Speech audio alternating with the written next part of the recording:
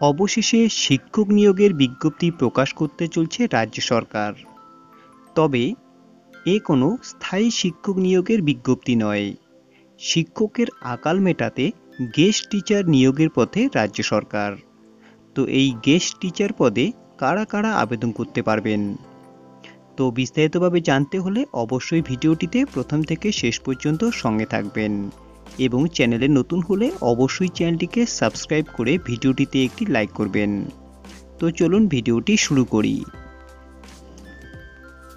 রাজ্যে শিক্ষক নিয়োগ ক্রমেই অনিয়মিত হয়ে পড়ছে। স্কুল সার্ভিস কমিশনের নিয়োগ বিজ্ঞপ্তি দেওয়া হয়নি বেশ কয়েক বছর হয়ে গেল। এই অবস্থায় বিভিন্ন স্কুলে শিক্ষক সংকট দেখা যাচ্ছে। এই অবস্থায় গেস্ট টিচার নিয়োগের পথে হাঁটছে পশ্চিমবঙ্গ স্কুল শিক্ষা দপ্তর। উচ্চ প্রাথমিক স্কুলে শিক্ষকের আকাল মেটাতে গেস্ট টিচার নিয়োগের পথে পথে হাঁটছে রাজ্য স্কুল শিক্ষা দপ্তর। বিভিন্ন জেলা বিদ্যালয় পরিদর্শকরা 6 মাস অথবা স্থায়ী শিক্ষক নিয়োগ না হওয়া পর্যন্ত পঞ্চম থেকে অষ্টম শ্রেণীতে অতিথি শিক্ষক নিয়োগের আবেদন চেয়েছেন।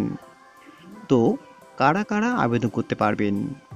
প্রাথমিক ও মাধ্যমিক স্তরে পূর্ণ সময়ের অবসরপ্রাপ্ত শিক্ষকরা এই আবেদন করতে পারবেন।